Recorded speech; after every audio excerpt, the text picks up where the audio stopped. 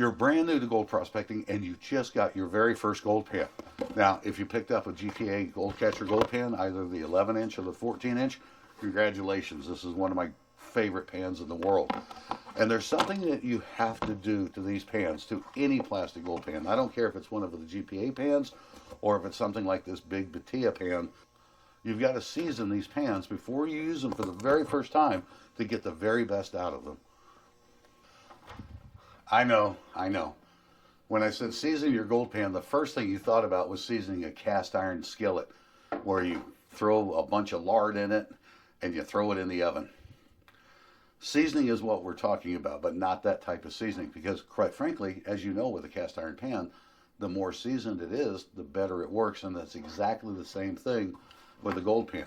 Now, the whole idea behind the gold pan is because they're made out of plastic, they have what's called a releasing agent, and that releasing agent is either made of a vegetable or synthetic material that allows us to be released from the mold, and that is what we have to get rid of, because it's an oily film inside this gold pan.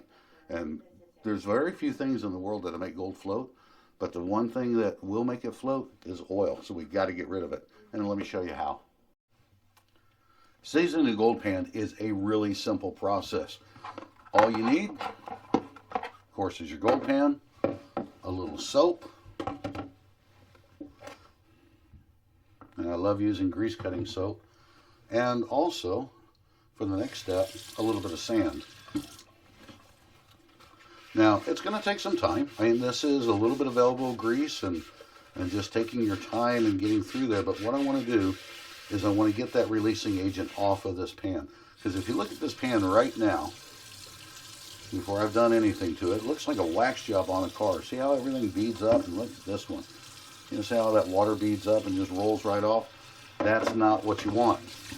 You want to break that up to where they don't have those shiny areas. So let's start working this down a little bit.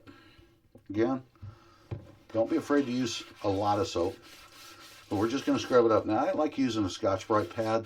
What I'm not going to use is going to be something like a, like a steel wool pad or one of those really coarse steel wool pads, because those just put a lot of grooves into the gold pan that are just not necessary. You don't need them.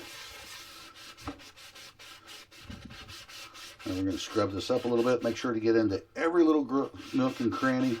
Get into those little areas like that, because if gold hits that, and it's just going to float, and you've got that surface tension and those bubbles, and it's just going to take that gold right out of there. So spend some time. Get your pan seasoned up. Get your pan looking just right. Now scrub that down a little bit. And this is the one thing I don't recommend you doing in the house unless you've got a safety pan or some way to catch it. Because what we're going to do is I'm going to throw a little bit of sand in here. And the worst thing about working this with sand is if you're putting sand down your sink, you know, you're going to have a plumbing problem before it's all said and done. But this is the quickest way that I've ever found to get these pans cleaned up.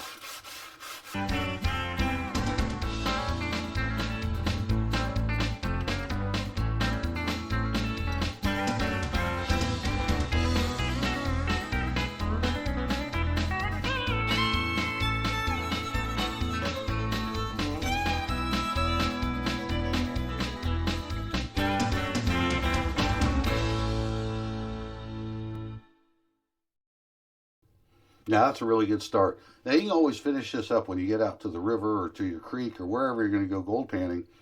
But that's a great start because it's not beating up like a wax job on a car. The bottom line is really the worse a gold pan looks, the better it's going to work. Like I said, the worse they look, the better they work. So that's something to keep in mind. But boy, you don't feel any of that slickness to it. It's not beating water. It doesn't look like a wax job on your Ferrari. And that's the start. That's exactly what you need. We call our gold pans the Gold Catcher gold pan for a reason. They catch gold. And if you don't season them, you could be releasing gold. It's not about catch and release. It's about catch and save.